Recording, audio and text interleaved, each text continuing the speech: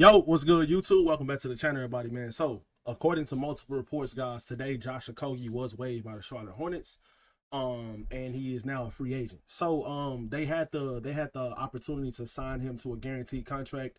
I think today was the deadline, and they decided to they were trying to trade him, but I guess they couldn't really find no trades.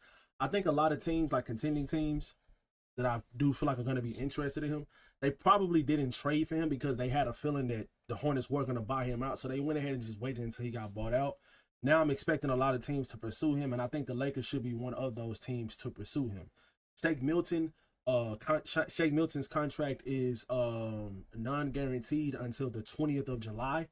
If the Lakers do not sign him or let him go or whatever by the 20th of July, the 21st of July, I believe, is the deadline.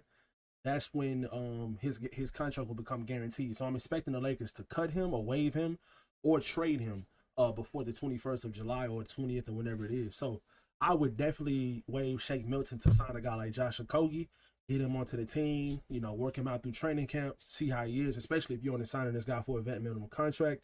He's a really good defensive player. I really like Josh Okogie as a defensive player, especially in the passing lanes. He's really strong on the perimeter, really good screen navigator. He can really guard 1 through 3 in most matchups. He kind of reminds me of, similar to Lou Dort. He's not a better defender nor a three-point shooter. Obviously, he's not Lou Dort, but he kind of reminds me of what Lou Dort brings to a team, if that makes sense. And I definitely would take a flyer on him if I'm the Lakers. I definitely would try to pursue him as a free agent, especially if you don't really have to lose any assets for him and sign him to a vet minimum, like low risk, high reward, like we always talk about on the channel. So overall, guys, he averaged 7 points a game last season. Now with the Charlotte Hornets, the 15 games he played with them, he was pretty good with the Hornets. He's not a great 3-point shooter. He has improved over his career. His first couple seasons in Minnesota, he could not shoot the ball a lick, but you can definitely tell he's been in the gym. He's pretty money from the corner as well. From the corner, he can shoot pretty well. But he kind of reminds me of a Jared Vanderbilt, but he's just a better 3-point shooter. He's not a good 3-point shooter, but he's a better 3-point shooter than Jared Vanderbilt. They're both really good perimeter defenders. But last season with Charlotte, he shot 32% with Charlotte, but his scoring was up a little bit compared to what it was with the Phoenix Suns. Now, he did only play 15 games with the Hornets last season once he got traded to the Hornets in that Caleb Martin and Nick Richards trade that happened for the Charlotte Hornets and the Phoenix Suns. He was involved in that trade. He didn't play high minutes or not, at all or nothing like that. But just in general, guys, for what Josh Okogie can bring to your team, that's what this team needs. We need perimeter defense. We need point of attack defense. He can even play on offense. He can play in the dunker spot pretty well too. Especially that high-low game with him and another big is pretty good. He stands in the corner. He shoots the 3-pointer pretty well from the corner.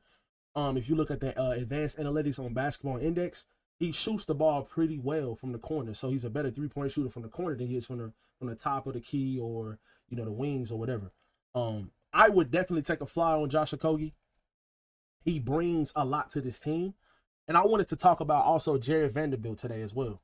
I want you guys to understand that if this Lakers team has a reliable center like DeAndre Ayton, and you go out and trade for another backup, or you go out and find another backup center. I like what I'm seeing. What I'm seeing out of Christian Coloco right now in the summer league. Now I do understand that summer league he's not playing against NBA level players, but you can see the development. He's shooting mid-range jump shots. He's shooting some threes at times, setting solid screens. He's blocking shots. The talent is there for Christian Coloco. So Jackson Hayes is the backup right now. I love Maxi Cleaver on his team. I don't understand. People have to understand this guy, Maxi Cleaver, bro. Maxi is a really good role player. He's a two-way role player that can shoot the 3. He's a big that's 6'10", that can spread the floor and shoot the 3. He's extremely strong. He can protect the rim somewhat, just a little bit. He's not a great rim protector. He's better at switching. If you're playing a defense like JJ Redick likes to play, he fits this team. The switching 1 through 5. Maxi Kleber can do that. He can switch out onto the perimeter and guard some of the guards on other teams. Make it tough on him. Has the long wingspan. And on offense, he can spread the floor. He has really good chemistry with Luka Doncic. But Jared Vanderbilt, guys, if he's back to playing his original position of guarding perimeter players, 1 through 3, being that switchable, this defensive maestro that he is, if he's back to that instead of playing small ball 5, I like our chances a lot as a defensive team. If you go out and sign a guy like Marcus Smart, if he gets bought out, or if you get Al Horford, and you bring Maxi Kleber back healthy next season. Now, this team does still need to make a trade and maybe sign another defensive guy or two. I don't think Josh Okogie moves the needle for this team at all, but I do think he helps this team out, especially what you have on his team. You guys got to understand, bro. Like, Maxi Kleber did not play a game at all last season until he came back and played, 8 minutes in a elimination game against a great Minnesota team that just made it to the conference finals 2 years in a row. Minnesota was a terrible matchup for the Lakers in the first place without a reliable center. But when you have Maxi Kleber coming back the last game of the season, pretty much, he's not going to be able to showcase what he can do with this Lakers team. If he has a whole entire offseason to not just rehab, but actually work on his game, work on his body, hit chemistry with the team and stuff like that, I think Maxi Kleber can be a huge addition, so to speak, for this team. I was really looking forward to him coming back and playing for this team last season. I think he could have been playing Jackson Hayes minutes the entire time. He's not a lob threat, but he is a very good center. As a backup, as a role player, as a bench player, he fits this team very, very well. If you have him out there, you have Jared Vanderbilt out there as well, because they can both play on the floor at the same time because they can switch, and they're both. Maxi Kleber has the ability to spread the floor. You won't have to worry about Jared Vanderbilt having to stand out on the 3-point line and shoot threes and things of those nature. You can just make sure he's in the dunker spot and on offense, and or he's in the corner. Hopefully he's been working on his corner 3 this summer because he doesn't have to rehab because he is not injured at the end of the season like he's been the last couple of years. So I'm hoping that Jared Vanderbilt is actually working on his game. I'm pretty sure he is, but I'm just hoping that it's just good to know that he's going to be working on his game instead of, trying to rehab an injury or not be able to work on himself and work on his game and get better. So yeah, having a full entire offseason healthy, not having to have any type of surgeries, and things of that nature. Jared Vanderbilt coming back next season would be immaculate for this team if he's healthy and he's able to play his actual position. Same thing with Maxi Kleber. If Maxi Kleber comes back next year, I just feel like you guys are forgetting, or some of you guys, not all of you guys, but some of you guys are forgetting how much Maxi Kleber contributed to a team that made it to the conference finals and they made it to the finals with Luka Doncic on the Dallas Mavericks. He was a key role player in the rotation, getting minutes, making big plays, scoring 10, 12, 15 points in some of the games, knocking down some crucial 3-pointers, switching on defense and getting blocks and making very, very smart defensive plays. Maxi Kleber was doing that in the postseason just last year. Not this past season, but last year when the Mavericks went to the finals. So he can be a key piece to this team as well.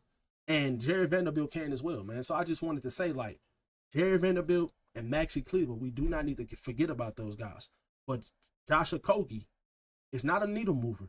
But he definitely can be a pest defensively, especially if I would definitely take a chance on this guy. If I'm getting him for the vet minimum, and he's a pretty good offensive rebounder as well because he has so much energy. He plays with so much energy. His nickname is Nonstop for a reason. They call him Nonstop because he just never stops hustling and trying to get the ball and just playing his absolute hardest. And you need guys like that on your team. Some nights in the regular season, you might have nights to where, you just don't have that energy. You might be on a back-to-back some nights. You might have to bring guys like Josh Okogie in the game if he's not already a part of the rotation because he's been playing well for the most part of the season. You might have to bring guys like Josh Okogie in the game and give you some energy, make you dive on the floor, be the first one to the floor, setting charges, getting in the passing lane, getting steals, getting fast breaks started. He's one of those type of players, and you can never have too many good defensive players on your team, in my opinion. I definitely would give Josh Okogie a flyer and pursue him in free agency just for a vet minimum. I would 100% do that. He's a better player. He fits this team much better than a guy like Shake Milton.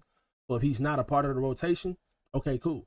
He can just come in some nights, and maybe if a guy's sitting out or if a guy's injured, you'll have a guy that's 6'4", that can shoot the corner 3 pretty well, that can spread the floor a little bit, and is a really, really good defender.